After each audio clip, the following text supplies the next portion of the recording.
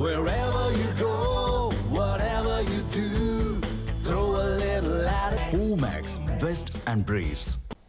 5 சட்டமன்ற தொகுதிகளில் இடைத்தேர்தல் அறிவிக்க சென்னை உயர்நீதிமன்றம் இடைக்கால தடை விதித்துள்ளது.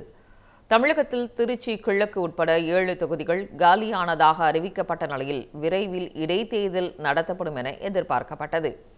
இந்நிலையில் பாளையங்கோட்டையைச் சேர்ந்த வெங்கடாச்சலபதி என்பவர் சென்னை உயர்நீதிமன்றத்தில் பொதுநல வழக்கு தொடர்ந்திருந்தார்.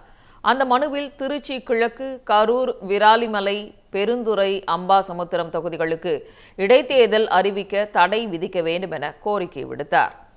இந்த வழக்கு விசாரணைக்கு வந்தபோது தேர்தல் வழக்குகள் நிலுவையில் இருந்தால் இடைத்தேர்தல் அறிவிப்புகளை வெளியிடக்கூடாது என உச்சநீதிமன்ற தீர்ப்பில் குறிப்பிட்டுள்ளதாக மனுதாரர் தரப்பில் தெரிவிக்கப்பட்டது.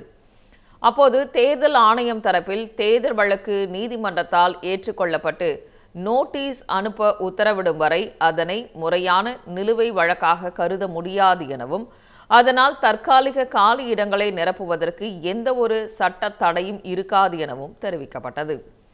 முதலமைச்சர் விஜய் தரப்பில் ஆஜரான மூத்த வழக்கறிஞர் மனுவில் குறிப்பிட்டுள்ள தொகுதிகளின் வாக்காளராக இல்லாத மனுதாரர் இந்த வழக்கை தாக்கல் செய்ய அடிப்படை உரிமை இல்லை எனவும், இடைத்தேர்தல் நடத்துவதா இல்லையா என்பது குறித்து தேர்தல் ஆணையம்தான் முடிவெடுக்க முடியும் எனவும் வாதிட்டார்.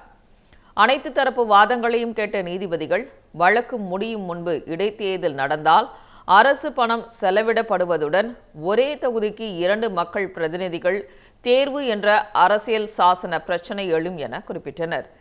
தேர்தல் வழக்கு தாக்கல் செய்யப்படுவதற்கு முன்பே தொகுதி காலியானதாக அறிவிக்கப்பட்டது என்ற வாதங்களை ஆராய வேண்டியுள்ளதாக தெரிவித்த நீதிபதிகள் மனு தொடர்பாக ஜூலை 31ஆம் தேதிக்குள் பதிலளிக்குமாறு தேர்தல் ஆணையம், மத்திய அரசு, சட்டமன்ற செயலாளர் மற்றும் முதலமைச்சர் விஜய்க்கு உத்தரவிட்டுள்ளனர். மேலும் பதவியை ராஜினாமா செய்த எம்.ஆர். விஜயபாஸ்கர், சி. விஜயபாஸ்கர், ஜெயக்குமார், இசக்கி சுப்பையா ஆகியோர் பதிலளிக்குமாறும் நோட்டீஸ் அனுப்பினர். அதுவரை காலியாக உள்ள 5 தொகுதிகளில் இடைத்தேர்தல் அறிவிக்க இடைக்கால தடை விதித்தும் உத்தரவு பிறப்பித்தனர். தமிழ் ஜனம் சேனலை சப்ஸ்கிரைப் பண்ணாம பார்த்துட்டு இருந்தீங்கன்னா மறக்காம சப்ஸ்கிரைப் பண்ணிடுங்க.